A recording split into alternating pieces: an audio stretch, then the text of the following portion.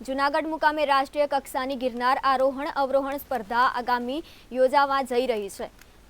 જૂનાગઢથી યોજાશે ગિરનાર આરોહણ અવરોહણ સ્પર્ધા, જ્યાં જૂનાગઢ મુકામે ગિરનાર આરોહણ અવરોહણ સ્પર્ધા યોજાવા જઈ રહી છે। દેશના 9 રાજ્યોમાંથી સ્પર્ધકોએ ગિરનાર સર કરવા માટે તૈયારીઓ શરૂ કરી દીધી છે, જેમાં દેશના 9 રાજ્યોમાંથી 56 જેટલા ગિરનાર આરોહણ અવરોહણ સ્પર્ધા 2 કક્ષામાં યોજાય છે, જેમાં રાજ્ય કક્ષા અને રાષ્ટ્રીય કક્ષાનો સમાવેશ થાય છે। જાન્યુઆરીના પહેલા સપ્તાહમાં રાજ્ય કક્ષાની સ્પર્ધા પૂર્ણ થયા બાદ ફેબ્રુઆરીના પહેલા સપ્તાહમાં રાષ્ટ્રીય કક્ષાની સ્પર્ધા દર વર્ષે યોજાય છે, જેથી ગુજરાત ઉપરાંત બહારના રાજ્યોમાંથી આવેલા સ્પર્ધકોએ ગિરનારના પગથિયા અને ગિરી તળેટીમાં વોર્મઅપ સાથે પ્રેક્ટિસ શરૂ કરી છે। મોટાભાગના સ્પર્ધકોની એક એવી લાગણી છે કે આ સ્પર્ધકોને રાષ્ટ્રીય કક્ષાએથી વૈશ્વિક સ્તરે લઈ જવામાં આવે અને અહીં વિદેશથી પણ ખેલાડીઓ ભાગ લઈ શકે તેવું આયોજન સરકારે કરવું જોઈએ તેવી માંગ કરવામાં આવી રહી છે।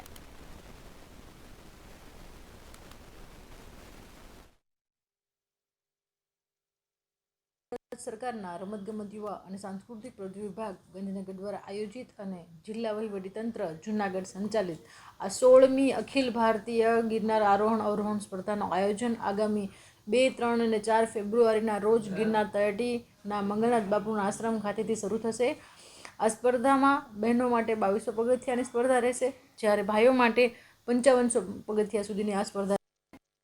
આ સ્પર્ધામાં સમગ્ર ભારતમાંથી 532 જેટલી અરજીઓ આવેલી છે અને ગુજરાતના વિવિધ સ્થળો જેવા કે ચોટીલા, ઈડર, ઓશમ, પાવાગઢ આ સ્પર્ધાઓમાંથી પ્રથમ 1 થી 10 વિજેતા અને ગિરનારની સ્પર્ધામાંથી 1 થી 25 વિજેતા સ્પર્ધકો આ સ્પર્ધામાં નેશનલ કક્ષાએ પોતાનું પ્રતિનિધિત્વ ને હું મેરાથોન રમું છું ને છેલ્લા 8મું વર્ષ મારો હાલે ને મારો સેકન્ડ મારો છે 2022માં ને 2023માં ઇન્જરી છે ને અમે ફર્સ્ટ નંબર ને સેકન્ડ નંબર અમે બે સાથે જ પ્રેક્ટિસ કરીએ ને અમારો આ ભાઈ છે પણ દિવસથી આવે જુનિયરમાં રમે। મારી આશા છે કે 1 થી 3માં નંબર લાવે એ કબડ્ડીના નેશનલ બ્રોન્ઝ મેડલિસ્ટ છે ને અમે 14 દિવસથી પ્રેક્ટિસ કરીએ છીએ ટોટલ। કઈ રીતની પ્રેક્ટિસ હોય છે ગિરનારની સીડીઓ પર? અમે પ્રેક્ટિસ કરીએ સ્ટાર્ટિંગ પોઈન્ટ છે ને ત્યાંથી દોડતા થઈએ ને 500-600 પગથિયા કન્ટિન્યુ કરીએ, પછી વોક કરીએ, એના પછી અમે 1200 પગથિયા પછી થોડુંક રનિંગ કરીએ, પછી 1500થી પાછા વોક કરીએ, 2200થી પાછા રનિંગ કરીએ, તેમ અડધો રનિંગ કરવાનું, અડધો વોક કરવાનું।